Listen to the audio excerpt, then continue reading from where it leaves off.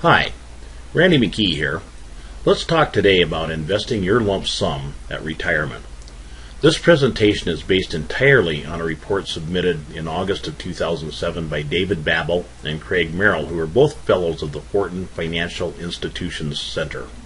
And although the presentation is based solely on the report's content, it does not include the entire contents of the report. So if you would like to receive a copy of the report, please let me know, and I'll be happy to provide a copy for you. You can email me there at the address at the bottom of the page. Here's a standard legal disclaimer page, and what I want you to know is that I'm not a lawyer, I'm not an accountant or a tax advisor, and I do not offer legal, accounting, or tax advice.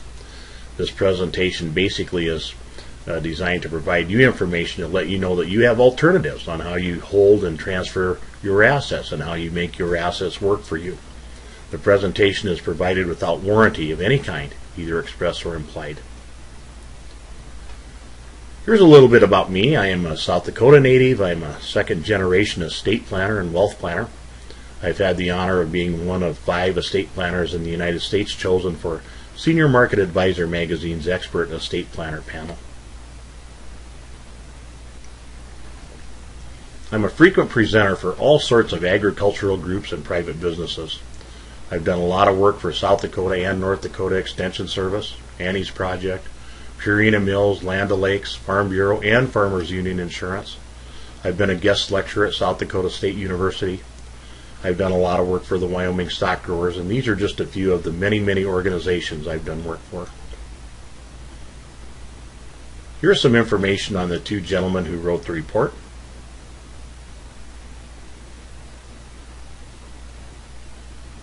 Now, imagine sitting down the day of your retirement to plan your financial future, and you know what your expenses have been, and you can kind of have an idea what they might be in the future. And you want to maintain your current standard of living. And you look at a mortality table and you find out that you've made it to your 61st birthday and you can expect to live to age 85. But what if you live longer? For instance, today, a woman who's reached her 65th birthday without any cardiac or cancer events can expect to live to age 92. So what happens if you do live longer? Well, will you be reduced to eking out an existence on Social Security? Where will the additional money come from that you need? What if future investment returns are not what you anticipated? And this has been a massive problem in the last 10 years with 2 major market crashes. The market and the system and the 20th century model has failed millions and millions of retirees. And these questions are increasingly urgent in America. And as you grow closer to retirement, it should be increasingly urgent to you.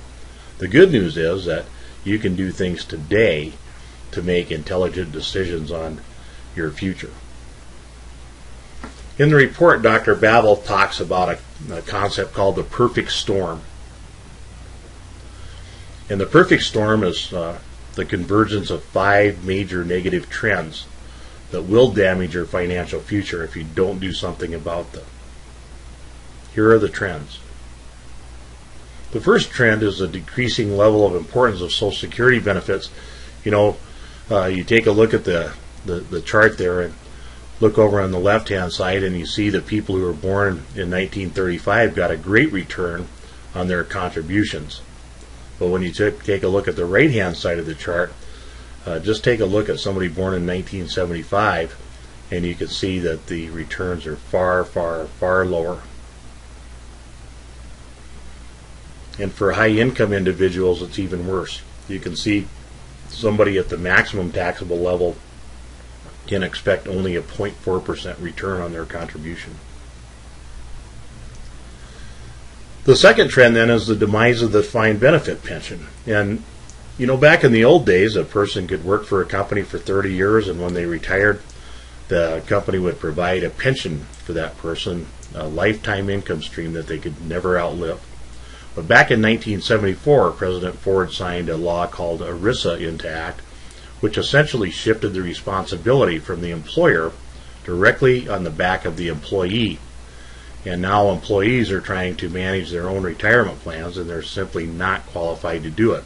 And you can see some of the facts here concerning the pension plans, but these defined contribution plans like the 401k, the 403b, the traditional IRA have increased. Look at that, from 17,000 to over 450,000. So what's the difference? Well, the economic implications for you are significant. Under that traditional defined benefit plan, you received income for as long as you lived. But under the defined contribution plan, the amount of income you collect after retirement and how long you continue to receive it is anyone's guess. It can be completely up in the air. There are no guarantees in the 401k or 403b. The next trend then is the aging of the baby boom generation. Look who's hitting 60. Beginning in 2006, the largest group, the baby boomers, started turning 60, leaving their jobs and entering the retirement force. And this is going to continue now for 27 years. They currently constitute over 47% of all households. And when they retire, of course, they're going to be dependent upon Social Security, retirement plans, and accumulated assets, and many, many other social programs and government programs. And who's going to have to pay for all that? And this is the next trend. Generations X and Y are emerging, and they're going to be burdened not only with the responsibility of their own future, but also with supporting the current costs of the baby boomers. And one thing about Generations X and Y, even though they do have a lot of ambitious young people there, they are generally considered to be the two least productive generations in America's history. So the net effect is that you have lower productivity from the generation and higher demands from the prior generation, and you can figure out what's going to happen. It's going to be a real problem. And you can see that the ratios are going to be horrible in the next 23 years, almost going in half of working people to retired people. The fifth trend then is the increasing longevity. And, this is just unbelievable. Back in the old days when they made Social Security, the average person didn't even live to age 65. And now we have the average person living far, far, far past that. They haven't been quick enough to change the laws and the rules of Social Security, and so that spells doom for people in the future who are expecting to collect some. So when you consider all these together with the decreasing yields from bonds and the lower returns and that absolute volatility in the stock market, these forces spell disaster for those who didn't take more prudent financial measures to prepare. And this is the major financial risk of the 21st century, and that is living too long, outliving your money. So there you have it. The decreasing rates of return on Social Security, plus the accelerating demise of defined benefit pensions and people having to manage their own pension plan when they're not capable, plus the advent of the largest generation approaching retirement, plus far fewer workers to support the future retirees, plus their longer expected lifetimes, equals what Dr. Babel calls the perfect storm.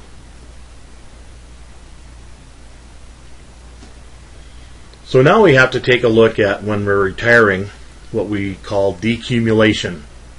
During your working years, when you were trying to build your nest egg, we called that accumulation. And now we're going to decumulate that nest egg. Economists from Germany to New Zealand, Israel, Canada agree that annuitization of a substantial portion of your retirement wealth, of your nest egg, is by far the best way to go. And take a look at some of the economists and some of the schools and institutions that they work for. MIT, Wharton School, UC at Berkeley, University of Chicago, Yale, Harvard, London Business School, Illinois, Hebrew University, Carnegie Mellon, to name a few. And the one thing about each of these schools that you see here, when they talk, people listen.